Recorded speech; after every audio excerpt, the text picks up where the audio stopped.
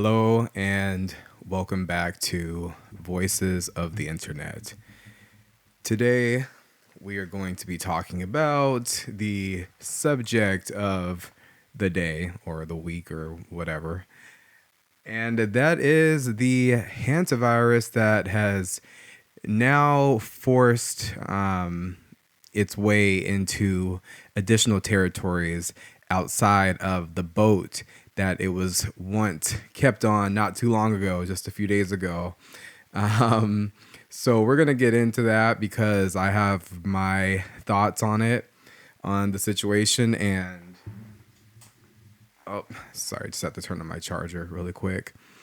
I have my thoughts on the situation, and some other people have voiced their thoughts also. So, first, we're going to talk about what is a hantavirus because I have heard this term used before, but I've never known like what is the actual hantavirus. And according to Google, to google.com, the orthohantavirus is a group of viruses spread by rodents causing severe respiratory illness or kidney disease, with infections occurring through inhaling aerosolized urine, droppings, or saliva. Symptoms include fever, fatigue, and muscle aches, progressing to shortness of breath, and fluid in the lungs in severe cases, requiring early medical care, often with supportive measures like oxygen therapy. Prevention focuses on rodent control and safe cleanup of rodent infested areas. But another strain of hantavirus called the Andes virus could potentially be what caused the people on that cruise ship to become ill and for some of them to have lost their lives on that ship. The antivirus is a type of hantavirus in South America, and it causes respiratory illness, basically. And this is spread from person to person, unlike most other hantaviruses. It's carried by rodents, primarily the long-tailed pygmy rice rat, and transmitted to humans through contact with infected rodent urine, droppings, or saliva. Just as we read before, apparently this starts you start ending up, you start feeling sick, flu-like symptoms, and it progresses and progresses until apparently you have some breathing problems that you have to deal with. So people are thinking that that this is what is actually being spread and that it's a much bigger deal than what some are making it out to be. For me, I'm not really sure how I feel about it. I kind of have PTSD from dealing with the COVID situation. As we know, we were on lockdown for a long time, and it started out something like this. It started out, these stories here and there. There's this one blockbuster story, and it kind of happens, and then maybe it dies down a little bit, and then, or maybe it doesn't die down, and then all of a sudden we have a full-blown, nationwide, worldwide pandemic sort of a situation. I personally would hope that it does not, this sort of thing that's happened before, I would hope that that would not happen again. I think that we have learned, we should have by now figured out how to handle that type of situation. I think with a little bit more care, I'll say. However, I'm not sure because that's just my thoughts on it. But there are other people out there who, the situation can go either one way or the other. I would hope that we don't have to be dramatic, overly dramatic if we don't need to be, and that we can figure out a solution that's, going to prevent this from being spread about. But also, I hope that it's just something that is kind of being blown out of proportion and is really not as big of a deal as people are thinking that it is. So a couple of comments that I've seen, people in the comments are having a field day with this. stating their thoughts on the subject as I am. This person says this crap is going to continue as long as Bill Gates and Fauci are walking free. I don't argue with that. The whole Gates thing, Bill Gates, that guy, something's real weird about that guy. He plays this role like he's this, seems so nice and like a Mr. Rogers type of dude. These people, Bill Gates, he puts on this mask that he's this, nice guy that just wants to look out for humanity and he cares. But I think there's a big level of BS in a way when it comes to him and his character. I don't really trust him. So that comment right there, I'm right there with you. I don't trust these people. Someone said, I knew it, an outbreak before the midterms. Interesting. There's another bit of speculation there is that this is, of course, happening right before the midterms. It's like they're trying to do everything to keep people from going out there and voting and staying informed within the political space. They're trying to keep everyone distracted and have our brains and minds all over here and there. But that's another interesting statement because yes, the midterms are coming up, and as we've seen, have been multiple and will continue to be multiple attempts to prevent the other side from winning. Basically, like the current administration is not going to be okay with that. They're going to do everything in their power, and I would not put it past them to plan something like this, a pandemic part 2, and just to make it so that it's less people at the polls, less people out voting because they're scared, yeah, you get where I'm going with that. See, right here, someone says, here we go. Plandemic number 2. When will this insanity stop? By the way, I will not comply. Yeah, I hear you on that. I mean, if there's something real going on, like definitely don't just listen to like random people on the internet telling you what to do, but make informed decisions on your own and on your own account and do what you feel is right for you. I feel like I think we all feel like the way that this other situation that we've been in before some years ago was handled in a very weird and incorrect way. I think we can do better moving forward. Health officials are monitoring people in at least 3 U.S. states after a suspected hantavirus outbreak on the MV Hondias cruise ship. That was the cruise ship that was the original, where this original case originally started. 3 people are dead. At least 8 cases have been identified, and 23 passengers returned home to multiple countries before the ship was quarantined. The strain is Andes hantavirus, which is rare and has no approved vaccine or cure. The CDC is recommending 45 days of symptom monitoring for anyone who was aboard. And if you were aboard that ship, I would say, you know what, you were close to the action. So you, out of all people, definitely should be doing your quarantine thing and whatnot. Let's hope that the actions kind of taken within that scenario does not lead to an actual full-blown pandemic part 2. We don't need that. So if hantavirus isn't easily spread human to human, how did so many people on that ship already get sick? I understand the Dutch couple. They probably shared food, drinks, kissed, etc. But how did 8 others already get sick? I feel like 5% of the ship's passengers is a lot.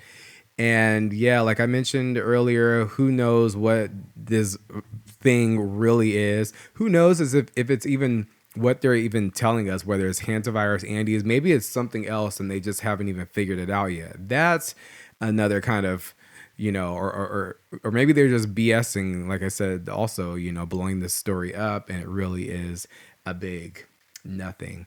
Now, ironically enough, so I live in Central Florida and it's springtime, so all the animals are coming out And ironically enough, I'll tell you, the past 2 weeks, I've been dealing with a rodent issue. I actually found I've been at this same house for almost about 3 years, never had this issue, but I actually went, I was smelling something strange like some weeks ago, and I could not figure out where it was coming. Like I knew which area it was coming from, which was by the stove, but I just could not, for the life of me, figure out where exactly the smell was coming from. So eventually, I figured that it was behind the stove. So I pulled the stove out, and I could just see these like bugs falling down from this locked compartment inside of, like, on the back of the stove where the cables go into the stove. It's like this, it's has this little panel over it so that the wires are not exposed.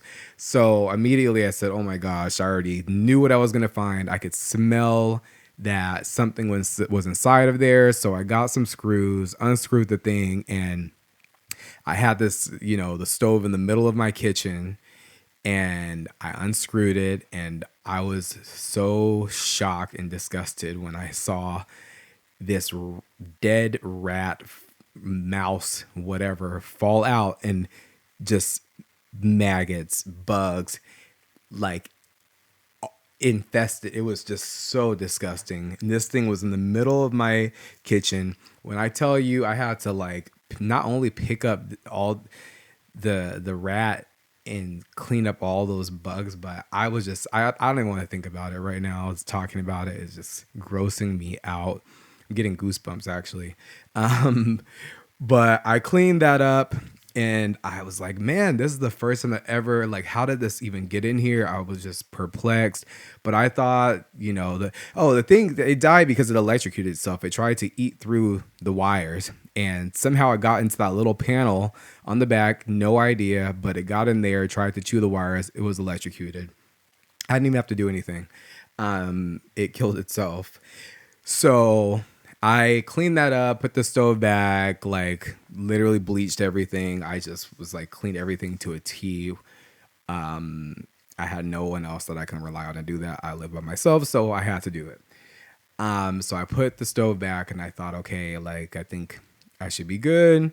I'd never seen this type of thing in my house before, so I think I'm okay. So another week goes by, and then at night I'm like hearing something, actually, before I even heard anything, I was seeing these little bite marks in like bags of chips, I had on the counter, my cereal, these little bite marks. And I thought at first I thought it was the rodent, the rat that I'd caught it. I had some new items that I put out, and I started seeing more of those bite marks. So I thought, man, there's another one. And so I finally put a rat trap under my sink, and I actually had a friend over, and he set the rat trap under the sink because I had done it the night before. And apparently I had done it incorrectly by leaving it in the middle of the floor. So he said, no, put it under the sink where you think this thing is at. And so within 30 minutes of him being there, boom, we hear this thing snap. Go look under the sink, and there it is. Like, I was happy because I really just didn't want to like go and kill it or anything. I just didn't, I wanted it out of my house. I didn't want to like harm it. So I hear the thing like literally squealing and squealing. Like, you never believe that a little mouse could make so much noise. And its hands are trapped in the trap. It can't move. So it's whipping its tail around, trying to get away from me as I'm trying to pick it up. I have my gloves on. And so we grab it, take it out, like walk it down the street, and then I take the trap, I release it, and the thing takes off. So I spared its life. It took off right away. So I don't even think its hands were broken or anything from the trap. I think that it just like kind of got held there temporarily. And so I'm thinking, great, I got this other mouse, so it should be good. And for a couple of days, it was good. I didn't hear anything. And then my friend told me, he's like, you should just leave the trap underneath the sink just in case. And so I left the bait on it, pulled the trap back, left it under the sink, and what do you know? The next day, I smell something that's kind of like off, like just weird, and I go and just check underneath. Maybe that was actually about 2 days later, because I went down to Miami for the night. So I came back and then looked underneath the sink, and boom, a rat like 3 times bigger than the last one that I had just caught and released. This thing was freaking enormous. And so, but it was dead though. Its neck was snapped in the trap. Uh, Thankfully, that thing I don't think I would have picked up so easily. Like that was like a rat. Like I don't even know how that got inside. And so, I get rid of it, and so the past few days I've had guys coming to the house. They've set more traps around, and they are closing out any potential entries, from outside.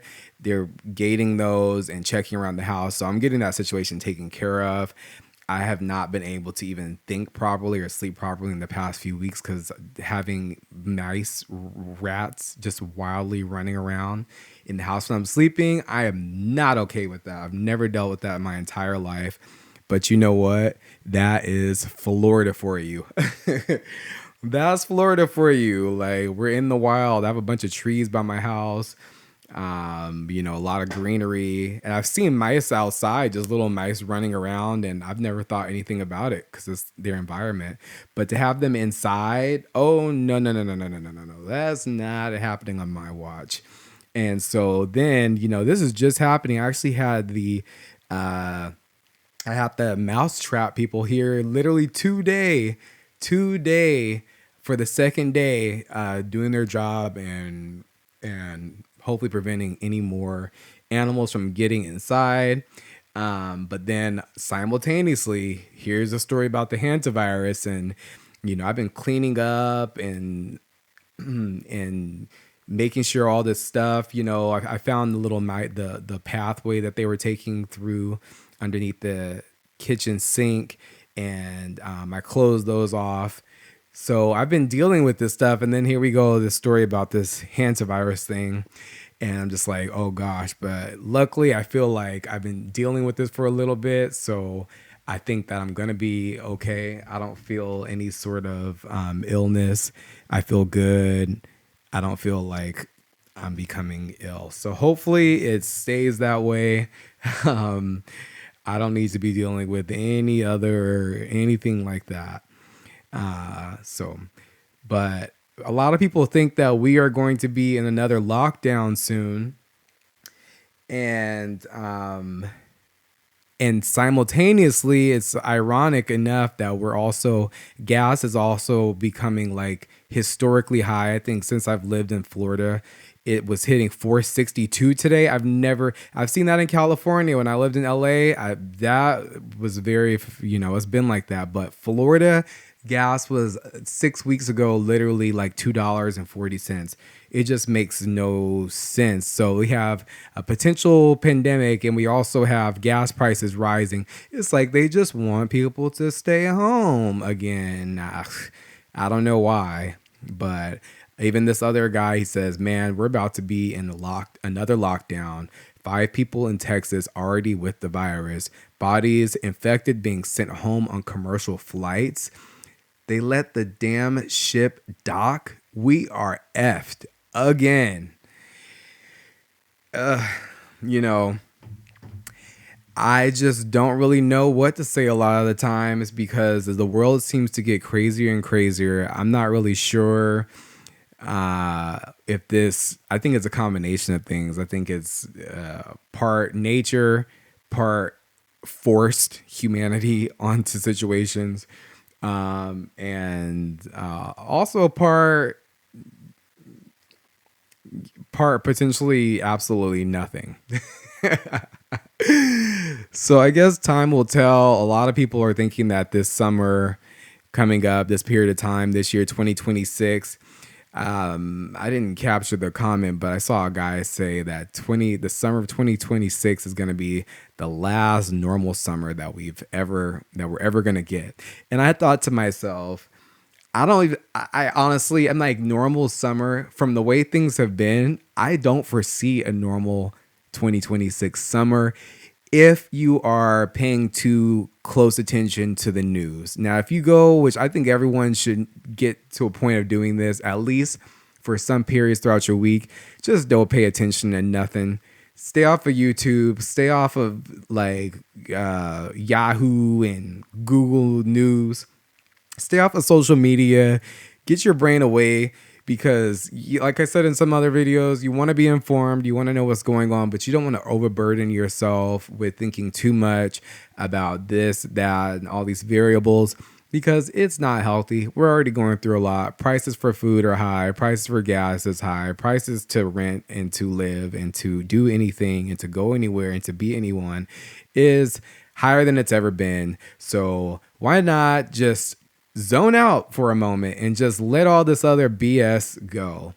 Anyways, stay tuned because I know more is going to come out about this Hantavirus thing, and it's just in the little initial phases right now. So let's hope it stays like that because I remember when another